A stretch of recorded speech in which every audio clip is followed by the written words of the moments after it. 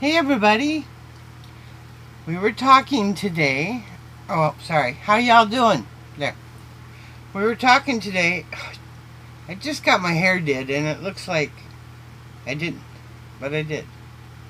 But anyway, we were talking today in Heidi's Hangout about 10 non-yarny things. And I didn't think there probably were 10, but for the sake of argument, I wrote some down. Oh, there y'all are. Hey, how you doing? And we'll just see how it goes. I may just delete this and no one will ever see it, and that'll be it. So, okay, 10 non-yarny things. Number 10, we have a zoo.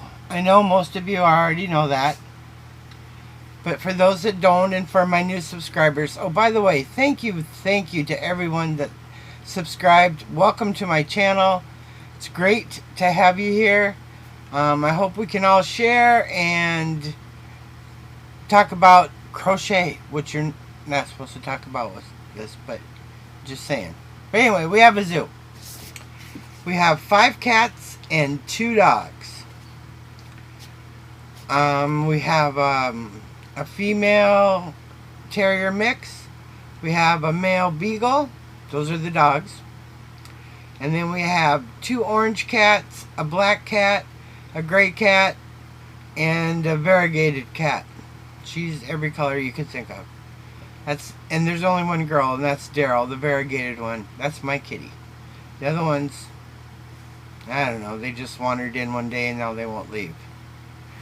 But anyway, one of our dogs, Tessa, the terrier mix, looks like a pit bull, but I don't know how much pit is in her, but whoops, I just kicked her. And she didn't bite me, so obviously there's no pit bull in her. I'm sorry, baby. I'm sorry. I didn't see you. Should have known, because she never leaves my side, that she was down there, but I didn't. But anyway, she is afraid of everything. Absolutely everything. Loud noises especially, so the 4th of July is not her favorite month or holiday. Well, actually the whole month, because it kind of goes for a month with the fireworks. But what she isn't scared of, she's allergic to. Okay, she's a dog. She's allergic to grass and tree bark.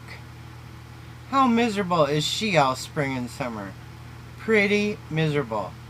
I mean, we get her shots and stuff, and that helps so she isn't constantly itching and sneezing, but she still has to be uncomfortable. I feel bad for her. But anyway, that's our pet, or our terrier. Buddy is a boy, and he's a beagle, 100%. He loves tennis balls. You cannot even try to sneak one. He will find it, and he will not kill you, but he'll maul you to get to it. So you can't even tease him. But you could throw it, and he'll get it. He loves that. That's his favorite game. Okay, and we have one cat, Teddy, who is the oldest, but he will only drink water. Jeez, I sound like I've been drinking. I swear I haven't. Not yet. Oh wait, it's afternoon. Yes, I am. Anyway, we have one cat that will only drink water out of a bottle. You know, like bottled water, or the toilet. But we keep the lid down because that's gross. We don't want him drinking out of that. So when he's thirsty, he comes up here on my desk or wherever I am. But usually right here. Ouch! Tess, quit! And we have a special bottle that's marked. It's cozy. And you open it up and squeeze it to the top a little bit, and he drinks. And he also happens to be the slowest water drinker I've ever seen in my life. All the other cats drink like crazy, in less than a minute they're done. Not Teddy. Teddy sits up here and he looks around and plays with whatever's close by and drives me crazy. And my daughter won't let him drink out of her bottle, so He has his own bottle. Okay. And our youngest cat, Mushi, the gray one, who doesn't want anything to do with any human being. I mean, he doesn't bite or anything, but he avoids human contact. And he was raised on a bottle. Since he was like, I don't know, a couple weeks old. And we'd have to get up every 3 hours, bottle feed him, rub his little tush till he went potty or whatever. And then go back to sleep for 3 hours and then get up and do it again. So you would think he would at least not mind human contact. Nope. Don't touch him. He's good to go.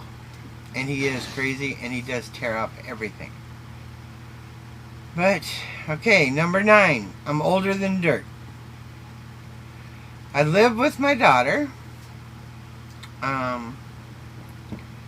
The reason that I moved in with my daughter is that my daughter and I had our own place, and I had a job, like a real job. And then my mom fell and broke her hip. It was the second time that had happened. There were a lot of months in between, and the last time when they were doing the surgery to put in the pin or the rod or whatever they put in there, they found out that she had lymphoblastic leukemia.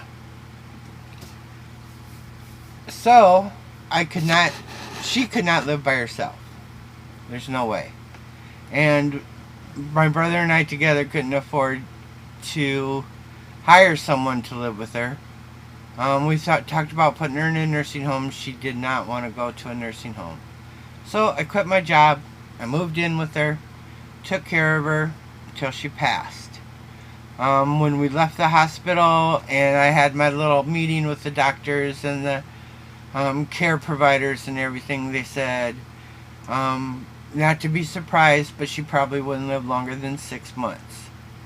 Which, I mean, the leukemia that she had, lymphoblastic, isn't really painful, thank God. But, I mean, you don't feel good. You don't have any energy. You can't...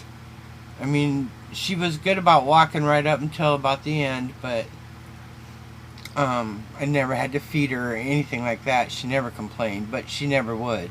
Ever. You could cut off her finger and she wouldn't say anything.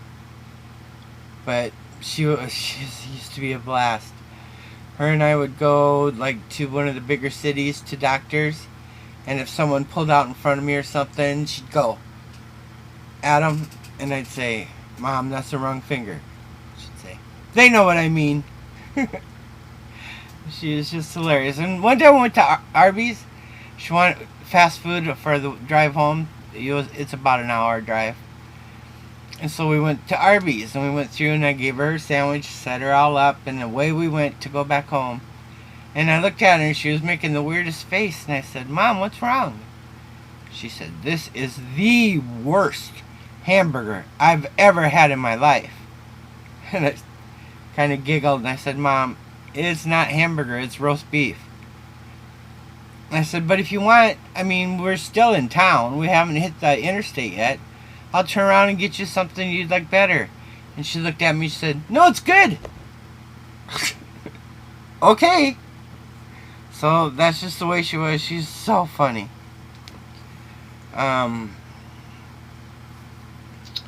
So then, when she passed, we were living in assisted living. So when she passed, I mean, I had to get out of there right away. They couldn't wait for me to get out of there. They're not very kind, but they were very good to us while my mom was alive. I'm not saying that. They did everything to accommodate us. It was wonderful. But she wasn't even buried in there, already trying to get me out of there. But whatever, they have a job to do. So, but it took 16 months instead of 6 months, so I was there a long time. Okay, number 8. In my life, I have been a cook, a CNA, a nurse, a bartender, a waitress, worked in a call center for Fortune 500 companies. Not all at the same time, that's just jobs that I've had over my very long life. But I loved every one of them. So it is what it is. My best friend says that. I have neuropathy in my feet, my legs, my hands, my arms, my digestive tract.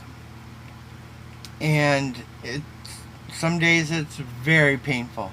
Very painful. I can't type. I really can't crochet. And other days crochet just makes it feel better. So I crochet as much as I can on those days. But it's all because I have diabetes. But it's not something, neuropathy isn't something you can change. You can slow it down a little with drugs, but once you have it, you have it.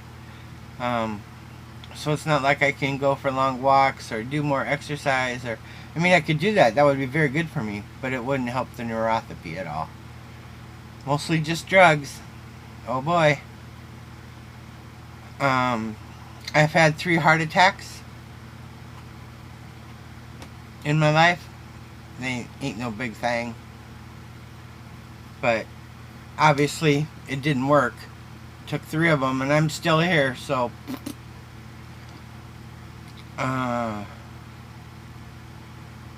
number 5, I just got my hair did, as I told ya. Got it cut. Mostly the reason for that is the number 4 non-yarny thing. I'm performing a wedding ceremony for one of my best friends. I've known her since kindergarten. This is her 3rd marriage, but it's to a great guy, a really great guy. Except he doesn't like cheese. Have you ever heard of somebody not liking cheese? I cannot wrap my brain around that. That's what I'm going to give him, like a subscription to the Cheese of the Month Club or something, because he's got to learn. That's not normal. It's not like cheese. But I am an ordained minister, so I'll be performing the ceremony. I'm so excited. And when she first asked me, I said, "Oh, don't worry, I'll be very professional." And she said, "You better not. We want you to be funny." Oi. So now the pressure's on. I gotta be funny. I can't be funny on command. It's not like, I don't know, coughing. Like when you go to the doctor and they say, "Okay, cough." You do. But, okay, be funny? You can't do that. That makes no sense. Number 3, my favorite color is green. I love anything that glows in the dark. I collect aliens, but it has to be certain aliens. The little green guys with a football-shaped head and the big black eyes. I love those. I collect angels. And I have a huge collection, I'll show it to you sometime, of giraffes. But that was my mom's, and I just took them all. But I haven't added any new to it or anything. But, so those are the things that I collect. I love to read. Mostly nonfiction. I've read all Tom Brokaw's books. Who's from South Dakota, by the way. And Who Talks Normal. Penny. And I've read all Willie Nelson's books. He's not from South Dakota, but we would welcome him with open arms. And my favorite book in the world is To Kill a Mockingbird by Harper Lee. I've probably read it 27 times. At one time I had 15 copies of it just sitting around. Knock it up, Jess. But it's a very good book. I mean, and I know whatever. I just like the book. And my favorite movie is Arsenic and Old Lace. It's an old movie, but it's awesome. It's so funny. It's got Cary Grant and a bunch of old people in it, but it's really funny. Sorry if you heard that noise. My AC just turned on. I also like Julia Roberts movies, Mystic Pizza, Stepmom, Steel Magnolias, Aaron Brockovich, Closure. And when I watch TV, we don't even turn it on anymore, but when I watch TV, I used to, this is years ago, remember I'm old, I used to love Murphy Brown. Ugh, every episode. And now I watch them online. Some of the episodes I've seen 5 or 6 times, and I love Grace and Frankie on Netflix. I think they're hilarious. And the number one thing is I'm adopted. My parents got me from an adoption agency about 25 miles from here. That was way back then. You had to go through lawyers, and I mean, it wasn't as hard as it is now, but it still wasn't easy. All my life they told me I was Irish and German. I mean, I knew I was adopted. That was no big deal. They taught me that I was adopted like I learned my name. They just kept telling me over and over, and it took a while for anybody to tell me what adopted meant, but I was getting all kinds of special attention for it, so I didn't bug anybody to tell me more. But